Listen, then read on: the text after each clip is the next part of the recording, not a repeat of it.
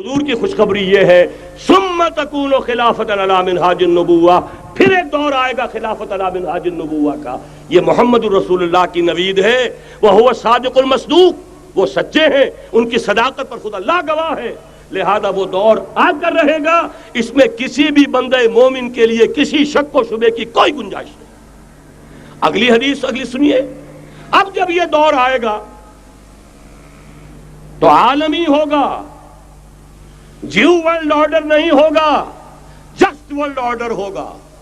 یہ new world order NWO، حقیقت میں جیو ورلڈ آرڈر ہے JWO، لیکن اسی کو بدلنا ہے جسٹ ورلڈ آرڈر آف اسلام، اور وہ گلوبل ہوگا. دو حدیثوں کا تذکرہ کر دوں. حضرت ثوبان حضور کے ایک آزاد شدہ غلام تھے. وہ روایت کرتے ہیں، مسلم شریف کی روایت ہے، یہ صحیحین میں فرماتے ہیں کہ حضور نے ارشاد فرمایا ان اللہ زوالی الارض فرأیت مشارقها ومغاربها وان امتی سیبلغ ملکها ما زوی لی منها. رواہ مسلم رحمہ اللہ. حضور فرماتے ہیں اللہ تعالیٰ نے میرے لیے پوری زمین کو لپیٹ دیا، یہاں تک کہ میں نے اس کے سارے مشرق دیکھ لیے، سارے مغرب دیکھ لیے. اور سن لو مجھ سے، ٹیک اٹ فرام می، میری امت کی حکومت ان تمام علاقوں پر قائم ہو کر رہے گی جو مجھے زمین کو لپیٹ کر اور سکیڑ کر دکھا دیے گئے. گلوبل ہوگی کہ نہیں؟ دوسری حدیث سنیے، یہ پھر مسند احمد ابن حنبل کی ہے. حضرت مقداد ابن اسود رضی اللہ تعالی عنہ فرماتے ہیں حضور نے فرمایا لا يبقى على ظهر الارض بيت وبر ولا مدر الا ادخله الله كلمة الاسلام بعز عزيز وذل ذليل اما يعزهم الله فيجعلهم من اهلها او يذلهم فيدونون لها. یہ ہے حدیث مسند احمد ابن حنبل کی. اور حضرت مقداد فرماتے پھر میں نے کہا اچھا تب تو ہو جائے گی وہی بات وَيَكُونَ الدِّينُ كُلُّهُ لِلَّهِ، دین کل کا کل اللہ کے لیے ہو جائے گا. حدیث کا ترجمہ یہ ہے کہ حضور نے فرمایا روئے زمین پر نہ کوئی اینٹ گارے کا بنا ہوا گھر رہے گا، نہ کوئی اونٹ کے بالوں کے بنے ہوئے کمبلوں کا خیمہ رہے گا جس میں اللہ تعالیٰ کلمہ اسلام کو داخل نہ کر دے. لیکن یہ داخلہ دو طریقے سے ہوگا، بعز عزیز و ذل ذلیل، یا صاحب عزت کے اعزاز کے ساتھ یا کسی مغلوب کی مغلوبیت کے ساتھ. یعنی یا تو اللہ تعالیٰ ان کا اعزاز فرمائے گا اور وہ کلمہ اسلام کے خود قائل ہو جائیں گے. جب گھر والا خیمے والا اسلام لے آئے گا تو اسلام اس کے گھر میں داخل ہوگا، اس کو بھی عزت نصیب ہوگی. وَلِلَّهِ الْعِزَّةُ وَلِرَسُولِهِ وَلِلْمُؤْمِنِينَ، عزت تو حق ہے اللہ کا، اس کے رسول کا اور اہل ایمان کا. اور اگر وہ اسلام قبول نہیں کرے گا تو یوت الجزیۃ عن ید وہم صاغرون، چھوٹے ہو کر رہنا پڑے گا، جزیہ دینا ہوگا، اسلام کی بالادستی قبول کرنی ہوگی. بتائیے اس کے بعد بھی کوئی شک ہے؟ یہ ہے آسمانی نقشہ. یہ اللہ فرما رہے ہیں واللہ متم نورہ ویابی اللہ الا یتم نورہ لیظہرہ علی الدین کلہ ولو کرہ المشرکون. یہ اللہ کا فیصلہ ہے. ادھر یریدون لیطفئوا ہے، یہ زمینی نقشہ ہے. اب شکل کیا ہے؟ اب میں آپ سے عرض کر دوں کہ ان دونوں کے مابین جو خلا نظر آ رہا ہے، کوئی شخص یقین کے ساتھ نہیں کہہ سکتا کہ اب حالات کا کیا رخ ہوگا. اس لیے کہ ظاہر بات ہے قرآن مجید میں مستقبل کے بارے میں خود حضور سے کہلوایا گیا وَإِنْ أَدْرِي أَقَرِيبٌ أَمْ بَعِيدٌ مَا تُوعَدُونَ. لوگوں مجھے معلوم نہیں ہے کہ جس بات کی تمہیں خبر دی جا رہی ہے وہ قریب آ چکا ہے یا دور ہے. وَإِنْ أَدْرِي لَعَلَّهُ فِتْنَةٌ لَكُمْ وَمَتَاعٌ إِلَىٰ حِينٍ. اور میں نہیں جانتا، ہو سکتا ہے اللہ کچھ اور مہلت دے دے تمہیں اور کچھ اور آزمائش جو ہے اس کے لیے تمہارے لیے کوئی اور مہلت عطا فرما دے، ہو سکتا ہے. تو میں بھی کسی دعوے سے نہیں کہہ رہا، لیکن دو امکانات ہیں. امکان نمبر ایک کیا ہے؟ ابھی عالم اسلام کا ایک سالڈ بلاک ہے جو یہودی ورلڈ آرڈر کی نگاہوں میں کھٹک رہا ہے. میں کھٹکتا ہوں دل یزداں میں کانٹے کی طرح. اگرچہ ان کی اسٹریٹجی کیا ہے؟ ایک ایک کر کے ان کے حصے بکھرے کر کے تیا پانچا کرو. ابھی وہ بلاک کون سا ہے؟ ایران ہے، افغانستان ہے، پاکستان ہے اور روسی ترکستان سے آزاد ہونے والی جو ریاستیں ہیں. یہ ایک سالڈ بلاک. یہ عجمی مسلمان عربی نہیں، عربی گئے، یہ نوٹ کر لیجئے، اس لیے کہ عربوں کو اللہ نے فضیلت دی تھی، محمد ان میں سے تھے صلی اللہ علیہ وسلم، یہ رتبہ بلند ملا جن کو مل گیا، لیکن ساتھ ہی اللہ نے دھمکی بھی دے دی تھی سورہ محمد میں، ان تتولوا یستبدل قوما غیرکم، اگر تم پیٹھ دکھا دو گے اس مشن کو جو ہم نے تمہارے حوالے کیا ہے، تمہیں ہٹائیں گے، کسی اور کو لے آئیں گے۔ اور یہ بات ہو چکی ہے 13ویں صدی عیسوی میں، 1258 میں جب سقوط بغداد ہوا ہے، عربوں کے ہاتھ سے عالم اسلام کی قیادت چھین لی گئی، معزول کر دیے گئے۔ اس کے بعد قیادت کن کے ہاتھوں میں آئی؟ ترکوں کے ہاتھ میں، ترکان تیموری ہندوستان میں، ترکان صفوی ایران میں، ترکان سلجوقی مڈل ایسٹ میں، اور ترکان عثمانی کا تو کہنا ہی کیا ہے، وہ ایشیا مائنر سے چل کر آپ کو معلوم ہے کہ مشرقی یورپ کا کتنا بڑا علاقہ، دی گریٹ آٹومان امپائر اس صدی کے آغاز تک قائم تھی۔ اس صدی میں عجیب عجیب معجزے ہوئے ہیں۔ گریٹ آٹومان امپائر جو 3 بر اعظموں پر محیط، نام و نشان ختم۔ The great U S S R, نام و نشان ختم۔ اب تو روس صاحب ایک ملک کی حیثیت سے رہ گئے۔ یہ اس صدی میں دو اور وقت نہیں ہے میں اور آپ کو کیا بتاؤں، اس صدی میں تو بڑے بڑے عجیب عجوبے ہوئے ہیں، بڑی بڑی 2 عظیم جنگیں ہو چکی ہیں، تیسری جو ہے سر پر کھڑی ہے، دور نہیں ہے، جس کو حدیث میں کہا گیا ہے الملحمۃ العظمی، تاریخ انسانی کی عظیم ترین جنگ، اور وہی صلیبی جنگ جس کا آغاز بوسنیا سے ہو چکا ہے۔ بہرحال اس وقت جو میں کہہ رہا تھا، ورنہ میرے پاس تو یعنی یہ کہ درد دل کہنے کے لیے وقت نہیں ہے، مجھے اپنی بات کو محدود کرنا پڑ رہا ہے، لیکن میں اب آ رہا ہوں اصل موضوع کی طرف، کہ ایک امکان تو یہ ہے کہ اس بلاک میں اسلام کا احیاء ہو، اور اس کے لیے کچھ نویدیں بھی موجود ہیں احادیث نبویہ میں۔ وہ تو آپ نے سنا ہوگا اقبال کا شعر، میرے عرب کو آئی ٹھنڈی ہوا جہاں سے، میرا وطن وہی ہے، میرا وطن وہی ہے۔ حدیث میں آتا ہے یخرج ناس من المشرق یؤتون للمہدی، یعنی سلطانہ، مشرق سے فوجیں نکلیں گی کہ جو کہ مہدی کی حکومت قائم کریں گی۔ یہ مہدی اہل تشیع کے مہدی اور ہیں، ہمارے مہدی اور ہیں۔ اہل تشیع کے عقیدے کے مطابق ان کے بعد میں امام جو روپوش ہو گئے تھے وہ امام مہدی ہیں، وہ ظاہر ہو جائیں گے، ابھی امام غائب ہیں، پھر وہ ظاہر ہو جائیں گے۔ ہمارے نزدیک یہ مہدی پیدا ہوں گے یا ہو چکے ہوں، اور یہ ہوں گے حضرت فاطمہ کی نسل ہی سے رضی اللہ تعالی عنہا، لیکن عالم عرب کے اندر پھر ایک طاقت بن کر ابھریں گے، باطل کی قوتوں کے خلاف جہاد کریں گے، لیکن ان کو مدد آئے گی 2 طرف سے، ایک زمینی مدد آئے گی مشرق سے، ایک آسمانی مدد آئے گی، عیسیٰ ابن مریم کا نزول، حضرت مسیح علیہ السلام جو زندہ آسمان پر اٹھائے گئے تھے نازل ہوں گے، اور در حقیقت ان 2 مددوں کے نتیجے میں پھر یہود کا قلعہ قمع ہوگا، اور یہی گریٹر اسرائیل ان کا گریٹر گریو یارڈ بن کر رہے گا، عظیم تر قبرستان بن کر رہے گا۔ اس کی بڑی واضح حدیثیں موجود ہیں، اس کی بڑی تفصیلی خبریں موجود ہیں، یہ احادیث کی کتب کے اندر، بدقسمتی سے ہماری اس کی طرف توجہ نہیں۔ ایک تو یہ ہو سکتا ہے، اسی طریقے سے ایک اور حدیث ہے، یخرج من خراسان رایات سود، اور یہ مسلم شریف کی روایت ہے، نوٹ کیجئے گا، نہیں ترمذی شریف کی روایت ہے، یخرج من خراسان رایات سود لا يردها شيء حتى تنصب بإيلیا، اور خراسان حضور کے زمانے میں آج کے افغانستان کا نام تھا۔ یہ افغانستان میں جو جہاد ہوا ہے، غلطیاں ہوئی ہیں اور غلطیوں کا خمیازہ بھگت رہے ہیں۔ یہ تو اللہ تعالیٰ کی سنت ہے جس میں اللہ نے صحابہ کو بھی ایگزمپٹ نہیں کیا، غلطی کی سزا دی ہے۔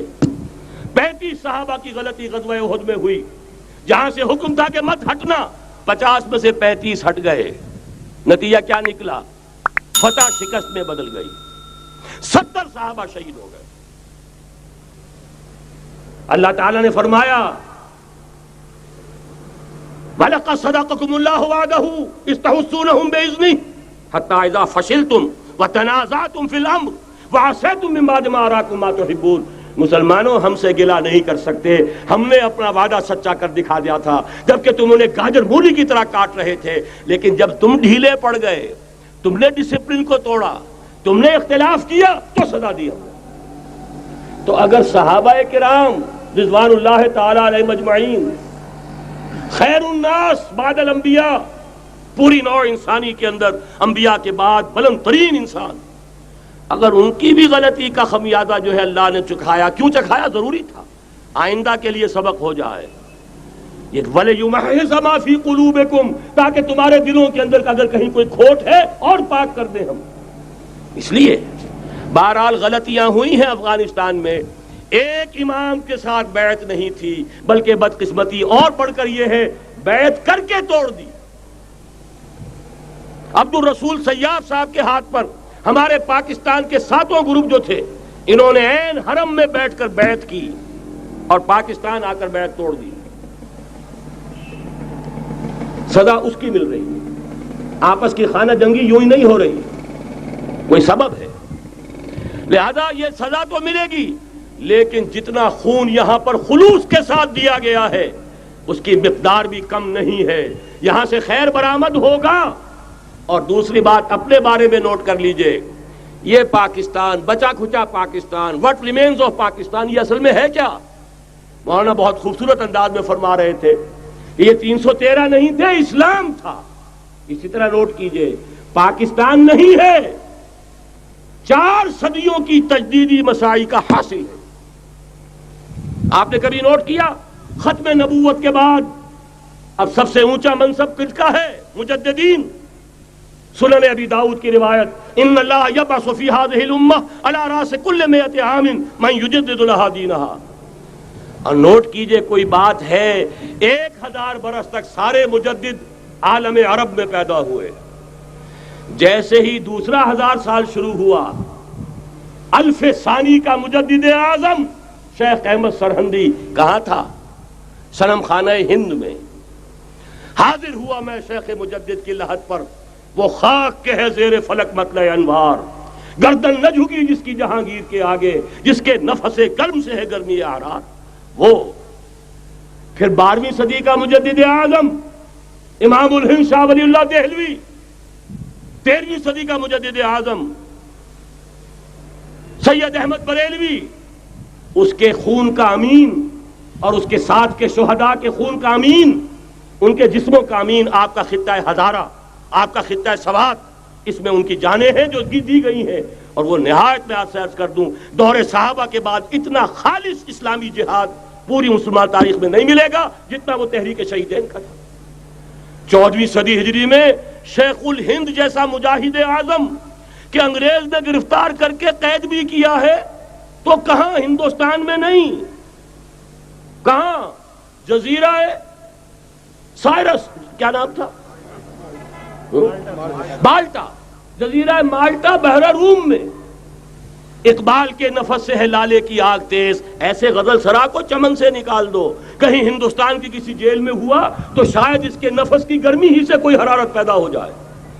اور اسی صدی میں 14ویں صدی ہجری میں اقبال جیسا مفکر، اسی 14ویں صدی ہجری میں مودودی جیسا مصنف، اسی 14ویں صدی ہجری میں مولانا الیاس جیسا مبلغ رحمہم اللہ، عظیم شخصیتیں آج پورے عالم اسلام میں آپ کو تبلیغی دوست ملیں گے۔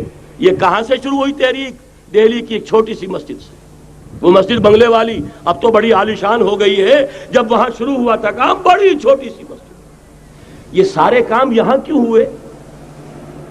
پورا عالم اسلام آزاد ہوا، کہیں نعرہ اسلام کا نہیں لگا، کہیں عرب قومیت پر، کہیں کسی اور عصبیت پر تحریکیں چلی ہیں، صرف تحریک پاکستان تھی کہ پاکستان کا مطلب کیا؟ لا الہ الا اللہ۔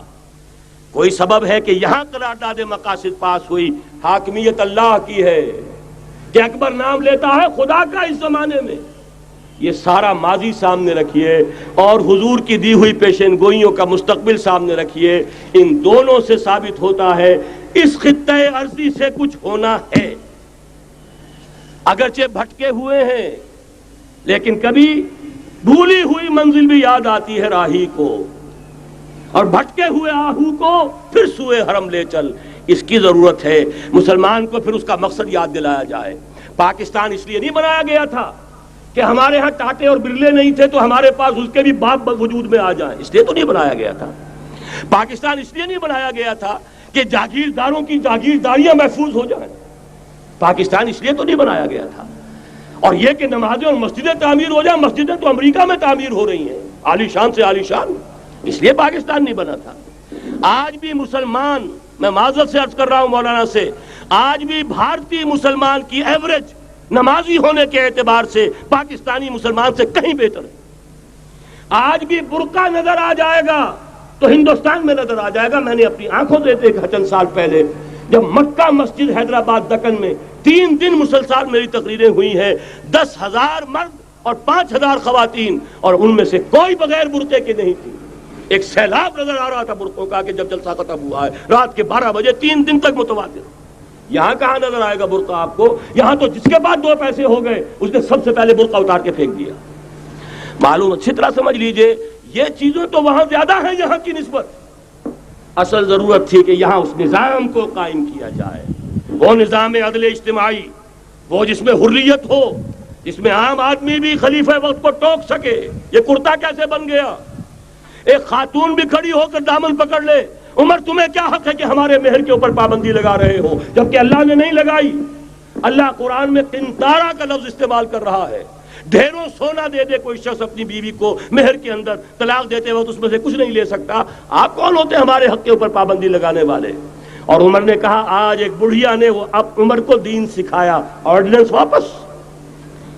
حضرت سعد بن ابی وقاص رضی اللہ تعالی عنہ جو فاتح ایران تھے، وہ گورنر ایسے ہی نہیں بن گئے تھے ریوڑیاں بٹی ہو اور گورنری مل گئی ہو، وہ تو خود فاتح تھے ایران کے، اس لیے گورنر تھے۔ صرف ایک پرچہ پہنچا ہے بارگاہ خلافت میں، حضرت عمر فاروق کے پاس انفارمیشن آئی، سعد نے اپنے گھر کے باہر ڈیوڑھی بنا لی ہے اور ایک دربان کھڑا کر دیا ہے، حضرت بلال کو بھیجا ہے رقعہ دے کر، اور یہ حکم تھا کہ بلال پہلے تو جاتے ہی ڈیوڑھی میں آگ لگا دینا، پھر یہ رقعہ دینا میرا۔ اور رقعے میں لکھا ہوا تھا، اے سعد، لوگوں کو ان کی ماں نے آزاد جانا تھا، تم نے انہیں اپنا غلام کب سے بنا لیا ہے؟ یہ دربان کھڑے کر دیا اپنے آگے۔ وہ حریت، وہ مساوات کہ جا رہا ہو خلیفہ وقت اور چارج لینے جا رہا ہے بیت المقدس کا، کوئی ذاتی علاج کے لیے نہیں جا رہا، سیر و سیاحت کے لیے نہیں جا رہا، چارج لینے کے لیے بالکل سرکاری وزٹ ہے، آفیشل وزٹ ہے، اسٹیٹ وزٹ ہے۔ اور حال کیا ہے؟ 700 میل کا فاصلہ طے کرنا اور ایک اونٹنی، کوئی انٹوریج نہیں، کوئی خدم و حشم نہیں، کوئی جمبو جٹ بھرے ہوئے نہیں، کچھ نہیں، ایک اونٹنی ایک خادم۔ اس ایک اونٹنی پر چونکہ راستے کا راشن بھی ہے لہذا 2 آدمی نہیں بیٹھ سکتے، ایک بیٹھ سکتا ہے۔ ایک منزل خلیفہ وقت بیٹھا ہوا ہے اوپر اور خادم نکیل پکڑ کر چل رہا ہے، اگلی منزل خادم اوپر بیٹھا ہے اور خلیفہ وقت عمر بن الخطاب رضی اللہ تعالی عنہ اور وہ آگے آگے نکیل پکڑ کر چل رہے ہیں۔ یہ نظام چاہیے آج نوع انسانی کو۔ اس کے انتظار میں، اس کی تلاش میں نوع انسانی نے کتنے تجربے کر لیے، کیسی چھلانگیں لگائیں، ملوکیت ختم کی، آسمان سے گرا کھجور میں اٹکا، جمہوریت آئی نام نہاد، لیکن وہ سرمایہ دارانہ نظام بن کر آگے سے بڑھ کر لعنت بن گئی۔ پہلے جاگیردار مسلط تھا، اب سرمایہ دار اور کارخانے دار مسلط ہو گیا۔ اس سے نکلنے کے لیے زور لگایا، کمیونزم کی طرف گئے، چھلانگ لگائی، اب ایک پارٹی ڈکٹیٹر بن کر بیٹھ گئی۔ انسان رست از یک بنتا افتاد در بندے دیگر، ایک چیز سے غلامی سے نجات پاتا ہے، دوسری میں پھنس جاتا ہے۔ اور کیوں؟ کہ وہ نظام عدل اجتماعی جو محمد عربی کو دے کر بھیجا گیا تھا، اس کے کسٹوڈین سوئے ہوئے ہیں، اس کے کسٹوڈینز کو اندازہ ہی نہیں۔ یہ نسخہ تو ہمارے پاس تھا، ہمیں عمل کرنا تھا اور دنیا کے سامنے پیش کرنا تھا۔ پاکستان بنایا اس لیے گیا تھا کہ ہم اس کا ایک نمونہ دنیا کے سامنے پیش کریں گے۔ قائد اعظم نے فرمایا تھا کہ ہم یہ چاہتے ہیں کہ پاکستان کی صورت میں عہد حاضر میں اسلام کے اصول حریت و اخوت و مساوات کا ایک نمونہ قائم کر کے دکھائیں۔ کہاں ہے وہ؟ بھٹک گئے، سو گئے۔ بہرحال اب بھی وقت ہے، جب تک سانس تب تک آس۔ میرے عزیز نے تو ڈرایا ہے اور صحیح ڈرایا ہے۔ اللہ تعالیٰ نے 25 برس انتظار کیا تھا، پہلے عذاب کا کوڑا پھر مارا ہماری پیٹھ پر۔ وَلَنُذِيقَنَّهُم مِّنَ الْعَذَابِ الْأَدْنَىٰ دُونَ الْعَذَابِ الْأَكْبَرِ، بڑے عذاب سے پہلے چھوٹا عذاب کا مزہ چکھائیں گے، لَعَلَّهُمْ يَرْجِعُونَ، شاید کہ لوٹ آئیں۔ وہ ہم سے 1000 میل کے فاصلے پر ہوا تھا، اگرچہ 93,000 ہمارا کڑیل جوان، جن میں غالباً 43,000 فوجی اور یہ کہ تقریباً اتنی تعداد میں جو غیر فوجی تھے، وہ اس ہندو کے غلام بنے، قیدی بنے جن پر 800 برس تک، کہیں 600 برس تک، کہیں 1000 برس تک حکومت کی تھی۔ اتنی بڑی شکست کا کلنک کا ٹیکا ہماری پیٹھ پر پڑا۔ پہلے عذاب کا کوڑا آ گیا تھا، 25 برس ہو گئے تھے قمری حساب سے، نوٹ کر لیجئے، یہ نہ سمجھیے 24.25 برس ہوئے تھے، 24.25 برس قمری حساب سے 25 برس تھے۔ اور اب نوٹ کر لیجئے اگلے 25 برس کے پورے ہونے میں اگلے رمضان کی 27 تاریخ تک صرف مہلت ہے، نصف صدی پوری ہوا چاہتی ہے۔ کوئی عجب نہیں اس عذاب الادنا سے بعد ہم جاگے نہیں، ہوش میں نہیں آئے، کوئی عجب نہیں کہ بڑے عذاب کا کوڑا ہماری پیٹھوں پر برس جائے۔ لیکن مجھے یہ یقین ہے، نوٹ کر لیجئے، اگر یہ دوسرا امکان ہو گیا، خدا نہ خواستہ اللہ کے عذاب کا کوڑا ہماری پیٹھ پر برسا، مجھے یقین ہے اللہ ہندوؤں کو مسلمان بننے کی توفیق دے گا، لیکن اسلام کا بول بالا اسی خطے سے ہوگا۔ تاریخ میں یہ ہو چکا ہے آیا فتنہ تاتار کے افسانے سے، پاسباں مل گئے کعبے کو صنم خانے سے۔ تاتاریوں کے ہاتھوں کروڑوں مسلمان قتل ہوئے، لیکن اسلام نے تاتاریوں کو فتح کر لیا، اور پھر اسلام کا مسلمانوں کا دوسرا دور عروج انہی تاتاریوں کی مختلف شاخوں کے تحت ہوا۔